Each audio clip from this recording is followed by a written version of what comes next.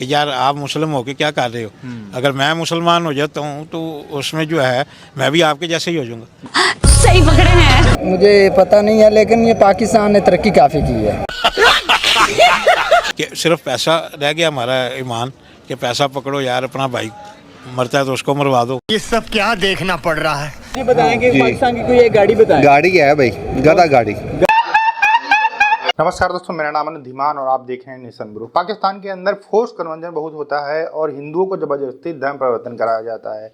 इसी टॉपिक को लेकर उनके जो सांसद है उसमें एक हिंदू नेता थे, उन्होंने बहुत ही अच्छे से वहां पर आवाज़ उठाई है। इसी टॉपिक को लेकर हम बात करेंगे आज के वीडियो में।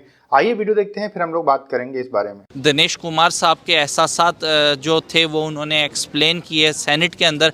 एक दफ़ा पूरे सेनेट में जो है वो खामोशी छा गई उनकी तकरीर के ऊपर। सर मुझे शर्म आ रही है कि ये किस तरह के लोग हैं कि इस मुकद्दस महीने में अपने मुस्लिम भाइयों का खून चूस रहे हैं। सर मैं गैर मुस्लिम हूँ, मुझे भी शर्म आ रही है। मेरे दोस्त मुझे कहते हैं कि दिनेश कुमार कलमा पढ़ लो मुसलमान हो जा, तो ये अमल देकर दिनेश कुमार कलमा पढ़ेगा। पहले आप उन शैतानों को जो ज़खीरा अंदोज़ है, जो मुनाफाखोर है, उनको तो मुसलमान बने।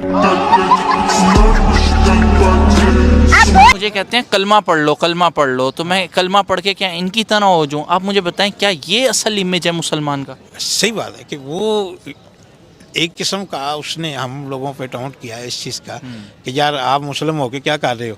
अगर मैं मुसलमान हो जाता हूँ तो उसमें जो है मैं भी आपके जैसे ही हो जाऊँगा। सही पकड़े हैं। बिल्कुल कि अगर हिंदू होके ये चीज़ें कर रहा है, एक उसमें जज्बा है, तो उसने वो बात की है। बिल्कुल। तो ये चीज़ें बजाय एक हिंदू हाईलाइट करता, ये चीज़ें हमारी गवर्नमेंट को हाईलाइट करनी चाहिए थी, मुस्लिम्स को करनी चाहिए थी। और ये सिर्फ हाईलाइट नहीं करनी चाहिए थी, उसके इम्प्लीमेंटेशन भी करनी चाहिए। यूरोप में ना, यूरोप की बात करने जा रहा हूँ, वहाँ पे रमज़ान के महीने में मुसलमानों को रिलीफ दिया जाता है, मुस्लिम ममालिक में मुसलमानों को रिलीफ दिया जाता है। सिर्फ पाकिस्तान एक वाहिद मुल्क है जहाँ पे पाकिस्तानियों को एक बिज़नेस बनाने का मौका मिल जाता है। ऐसी बात है, इसमें कोई शक नहीं है, ठीक है ना। लेकिन यह है कि उसके बाद वो उम्रा भी तो करते हैं ना।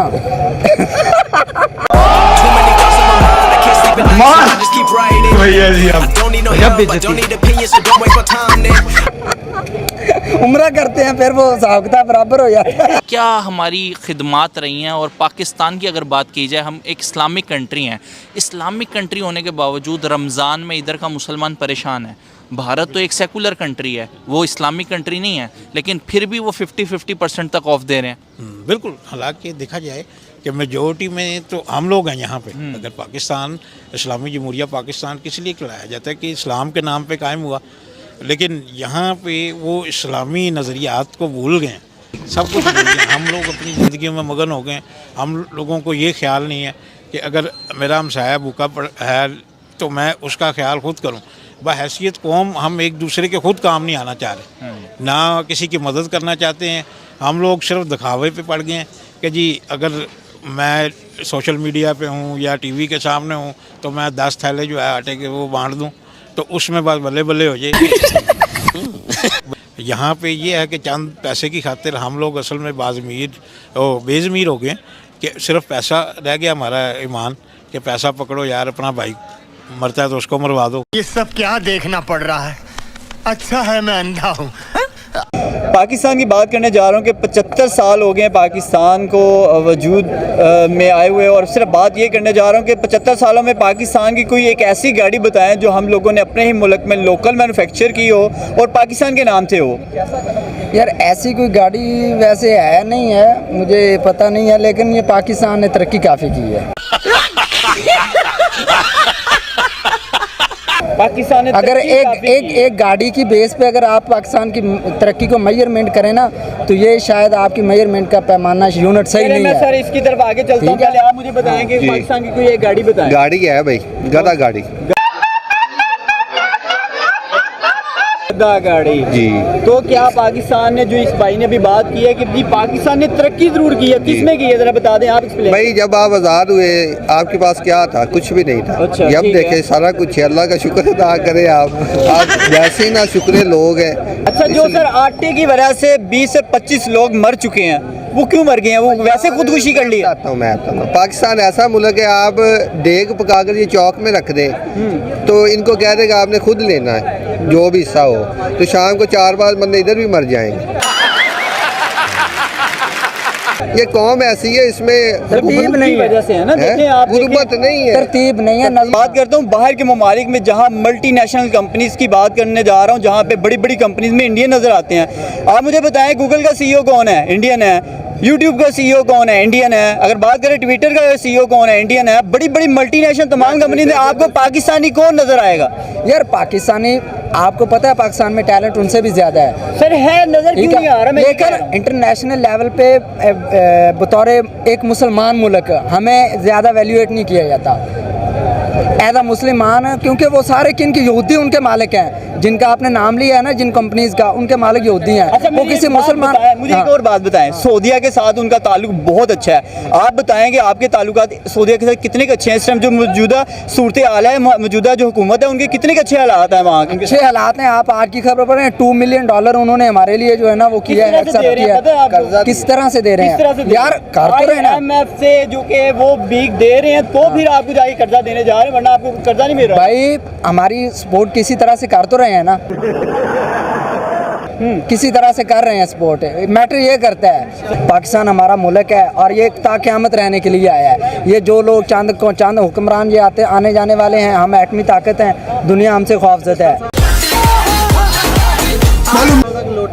हाँ 75, ये आप इस मेरी बात सुने, 75 साल से इस मुल्क को खाया जा रहा है, आज तक पाकिस्तान कायम दायम है ना, तो कायम दायम रहेगा इंशाल्लाह ताला। इधर के उनका यही तो बात है ना कि आप मान रहे हैं कि हमारा कसूर है। क्यों कसूर है यार? एज अ नेशन हमें ये पाकिस्तान को जो है ना वो बेहतर करना होगा एज अ नेशन। देखना, एक रेडी वाला है, रमजान से पहले वो 150 रुपए से बेच रहा था, अब उसने 350 कर दिया है, तो वो रेडी वाला भी इस मुल्क को गिराने में जिम्मेदार है। वो गैर मुस्लिम होके उसको एहसास है, यानी कि हम लोग बायसीत मुसलमान के हम लोगों पे तो लाजम है कि ये चीज़ें डिस्काउंटेड प्राइसेस पे ले आएँ, ताकि जो है मुसलमान भाई जो कि रोज़ा अफ्तार करें तो वो फल भी लें, बाकी चीज़ें भी खा सकें। यहाँ तो रमज़ान में आके या ईद के करीब आके ये चीज़ें ज़्यादा महंगी कर दी जाती हैं कि गरीब की पहुँच से दूर ही रहे हों। तो ये इन्होंने बड़ी अच्छा पॉइंट उठाया कि वो बायसीत एक हिंदू होने की हम लोग वाकई के हमारा एक मज़हब है कि इजाज़त कहते हैं कि जी कलमा पढ़ लें, आप इस्लाम में आ जाएं। हम क्या कर रहे हैं कि किस हैसियत से हम उनको इस्लाम की दावत दें? दावत उस सूरत में देते हैं कि जब आप खुद ठीक हैं, आपका अंदर सब ठीक है, आप नमाज़ें पढ़ रहे हैं, रोज़े रख रहे हैं, तो उस ख्याल कर रहे हैं, गरीब अवाम का ख्याल कर रहे हैं। लेकिन ये चीज़ हमारे लोगों में नहीं है वाकई कि यहाँ पे तो ज़ख़ीरा और जो माफिया है वो कहता है कि जी हम लोग इतना बढ़ा दें चीज़ों का रेट कि इसमें सीज़न में जो है 1 रुपये वाली चीज़ 10 रुपये में बेच दें, मुनाफाखोरी कर लें। ये नहीं कि यार उसका लोगों को जो है रिलीफ दिया जाए। सर क्या वजह है कि अगर मैं अपनी नेबर कंट्री भारत की बात करूं, वहाँ पे भी रमज़ान आया है, हमें आज भी बताया जाता है कि वहाँ का मुसलमान बड़ी तंग ज़िंदगी गुजार रहा है ये वो, लेकिन अगर देखें तो 50% तक डिस्काउंट प्रोवाइड किया गया इंडियन मुस्लिम्स को, जबकि यहाँ पर प्राइसेस इतनी बढ़ा दी गई हैं। कितना आगे निकल गया भारत, कितना मतलब हम आज भी वो 1947 को लेके बैठे हुए हैं। 2023 में कितना डिफरेंस आ गया उनके और हमारे दरमियान। बेशक देखिए वो हज है, हज पर वहाँ पे रिलीफ देते हैं, डिस्काउंट होता है उसके ऊपर। अब यहाँ पे हज इतना मुश्किल कर दिया गया, देखें 11-12 लाख रुपए में लोगों की पहुँच से दूर हो गया। अब तो ये वही है कि जी आपके पास सरमाया है तो आप जा सकते हैं। तो यहाँ पे फिर वो दीन के ऊपर, अब देखिए मेरे दिल में ख्वाहिश है कि मैं भी हज जाके अदा करूँ, उम्रा अदा करूँ। अब 3.5-4 लाख रुपए में अगर उम्रा अदा किया जा रहा है, उसके बाद हज अदा किया जा रहा है 13-14 लाख रुपए में, तो वो मैं कैसे अफोर्ड कर सकता हूँ? यानी कि मेरी तो पहली प्रायोरिटी यही होगी कि मैं अपने बच्चों को पालूँ, उनकी परवरिश करूँ। दोस्तों वीडियो के अंदर जो सबसे पहले एक भाई साहब हैं जो लोकसभा के अंदर, जो पाकिस्तानी लोकसभा है, वहाँ पर उन्होंने बोला कि मेरे दोस्त जो हैं, वैसे पाकिस्तान के अंदर जितने भी लोग हैं सब जो वहाँ पे नॉन मुस्लिम हैं उनसे कहते रहते हैं कि भैया आप जो है मुसलमान बन जाओ और ये बहुत अच्छा धर्म है। लेकिन उनका कहने का मतलब था कि हम जब पाकिस्तान के अंदर देखते हैं, अपने दोस्तों को देखते हैं, और हमारे दोस्त ये कहते भी रहते हैं हमसे कि आप मुस्लिम बन जाइए, कलमा पढ़ लीजिए, लेकिन जब उनको देखते हैं तो हमें शर्म आती है कि ये लोग मुसलमान हैं, ये लोग इतना मुनाफाखोरी करते हैं, इतना भ्रष्टाचार करते हैं, इतना झूठ बोलते हैं। ऐसे मुसलमान होने से क्या फ़ायदा है? हम जो हैं वही सही हैं, हमें कुछ बनने की ज़रूरत नहीं है। और ये पहली बार ऐसा स्टेटमेंट नहीं आया, इससे पहले भी एक लोकसभा के अंदर हिंदू सांसद थे पाकिस्तान के अंदर, उन्होंने भी कहा था कि हमारी बच्चियों को, छोटी छोटी बच्चियों को उठा लिया जाता है, उसके बाद में उनकी शादी करा दी जाती है, धर्म परिवर्तन करा दिया जाता है और पुलिस भी हमारा कुछ नहीं सुनती है। हम क्या करें, कहाँ चले जाएं? जब इस तरीके की चीज़ें पाकिस्तान की लोकसभा के अंदर बोली जा रही हैं तो आप इस बात से अंदाज़ा लगा लीजिए कि वहाँ पर जो माइनॉरिटी है उसका जो ग्राफ है वो नीचे क्यों आ रहा है।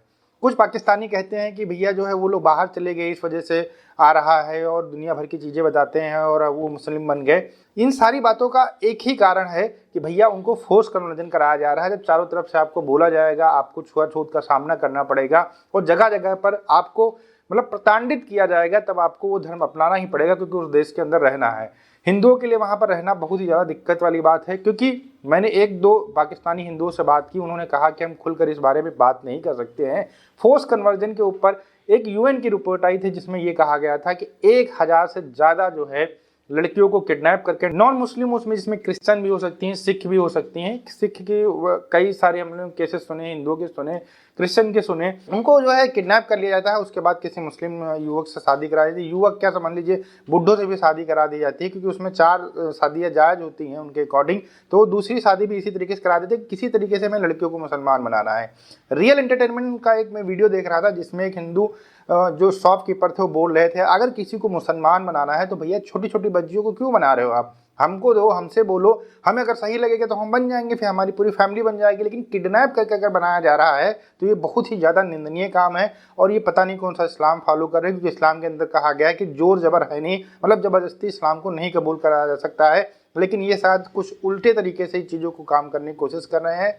और कुछ पाकिस्तानी ये भी कहते हैं कि जो भैया ये जो कंट्री के लोग थे वो कम इसलिए हो रहे हैं क्योंकि दूसरे कंट्री में चले गए हैं। दूसरे कंट्री के अंदर सबसे ज़्यादा तो पाकिस्तान के लोग गए हैं जो मुस्लिम हैं। आप पूरा ग्राफ उठा के देख लीजिए, जितनी टोटल माइनॉरिटी आज के समय बची हुई है उससे ज़्यादा मुस्लिम पाकिस्तान से बाहर जा चुके हैं। पिछले 7-8 महीनों के अंदर लगभग 10 से 15 लाख मुस्लिम जा चुके हैं। तो सबसे ज़्यादा आबादी तो वहाँ पर मुसलमानों की घटनी चाहिए थी, नॉन मुस्लिम की तो बढ़नी चाहिए थी, लेकिन यहाँ पर उल्टा हो रहा है। और हमेशा भारत के ऊपर उंगली उठाते हैं। भारत के अंदर हर एक कम्युनिटी का जो ग्राफ है ऊपर की तरफ जा रहा है, घट नहीं रहा है, सिर्फ हिंदुओं का घट रहा है, क्योंकि जो हिंदू है वो पढ़ा लिखा हो चुका है और मैक्सिमम 2 चाइल्ड पॉलिसी के ऊपर आ चुके हैं लोग। वो कहते हैं हमारे पास 2 बच्चे हैं वही हमारे लिए अच्छे हैं। इसी वजह से हिंदुओं की पॉपुलेशन घट रही है और बाकी जो लोग हैं वो कन्वर्जन के कारण जो है ऐसा हो रहा है कि वो अपने धर्म को बढ़ा रहे हैं, जबकि हिंदू धर्म के अंदर बढ़ाने वाला कोई सिस्टम नहीं है। इसी वजह से हिंदू धर्म थोड़ा थोड़ा डिक्रीज हो रहा है, जनसंख्या कम हो रही है और बाकी धर्मों की बढ़ रही है।